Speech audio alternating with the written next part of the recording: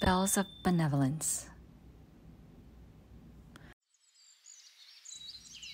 Once upon a time, in a city somewhere far away, there was a great mansion that stood higher than all the other buildings. The mansion was so huge, you could look over the whole city from any of its windows.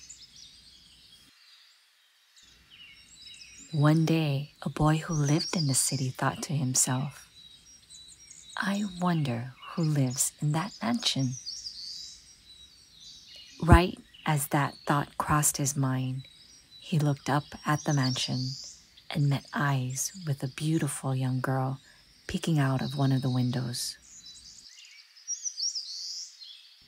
He waved at that girl, but it was as if she didn't even notice him. Day after day, the girl would look over the city from that window. The boy waved at her every day, but the girl would never wave back. The boy didn't like the feeling of being ignored and finally decided to go and ask her why she was being so rude. The boy arrived at the mansion and found a tree he could climb that led to her window. "Hey you, why do you keep ignoring me?"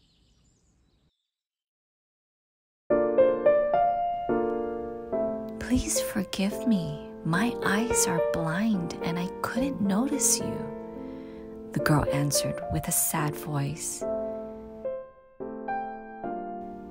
The boy was suddenly ashamed of how he acted.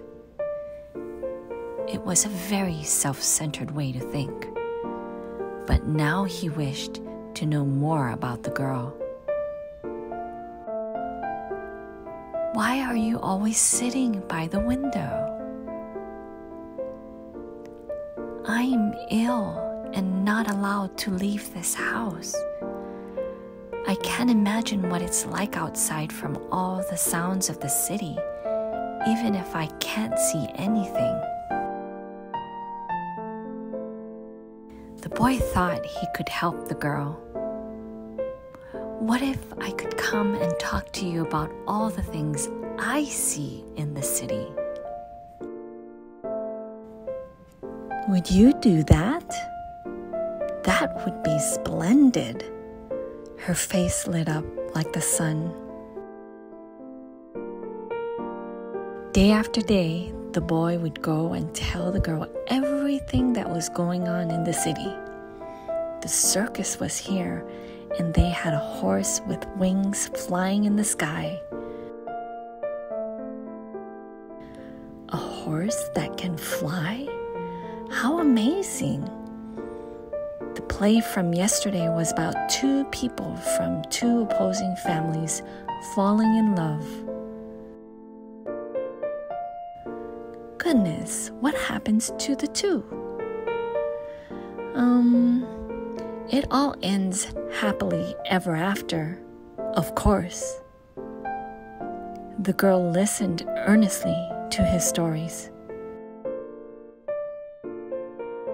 The boy wanted to see her happy and would exaggerate his stories, even lying at times.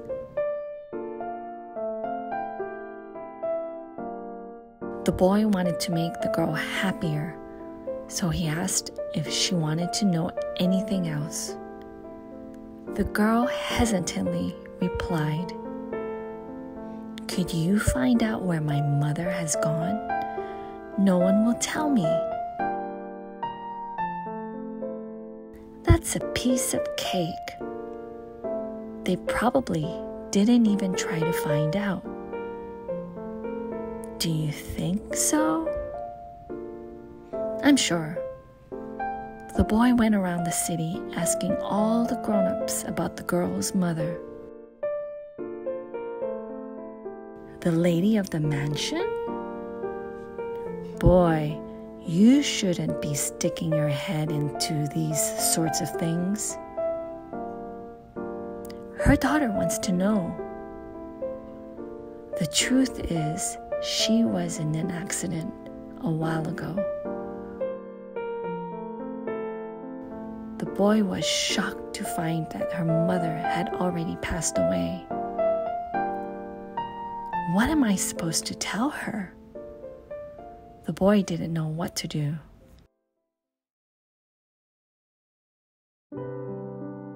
With no good answer in mind, the boy visited the girl again the next day. "Did you find out something?" she asked with high hopes.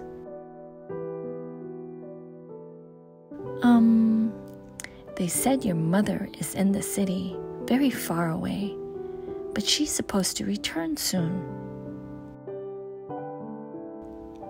The boy lied again, so that he wouldn't break her heart.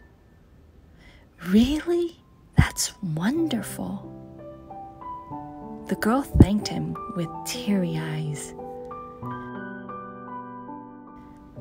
Ever since then, the girl became uninterested in the boy's stories, always asking about her mother.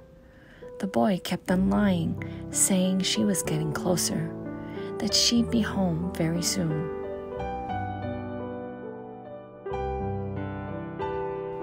But as the days went by, the girl became upset that her mother hadn't returned yet. "Where is my mother now? Will she come home soon? If she's so near, why hasn't she come to see me yet?" By now, the boy was too afraid to tell her the truth.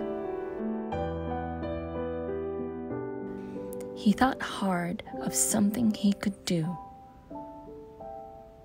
"Your mother likes to wear bells when she's out. You'll hear them ring when she's nearby." The boy thought he could use bells to make it as though her mother was there.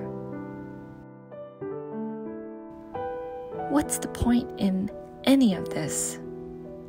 thought the boy as he looked at the bells he had prepared. He headed to the mansion with a heavy heart that day. The girl wasn't waiting at the window when he arrived.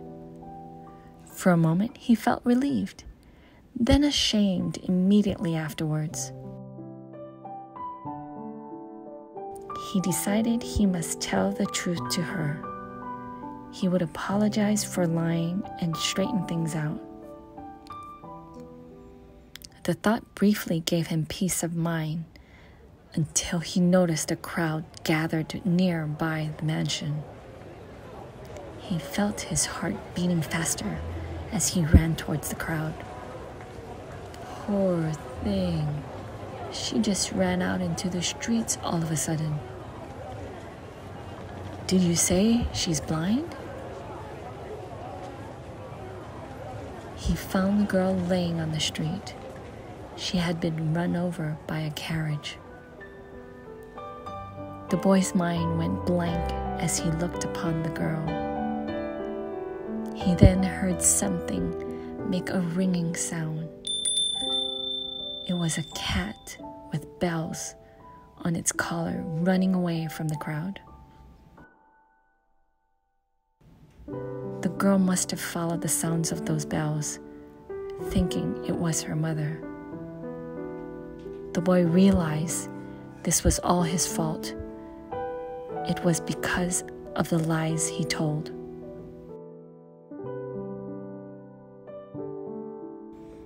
The boy's feet trembled as he plowed through the crowd to reach the girl.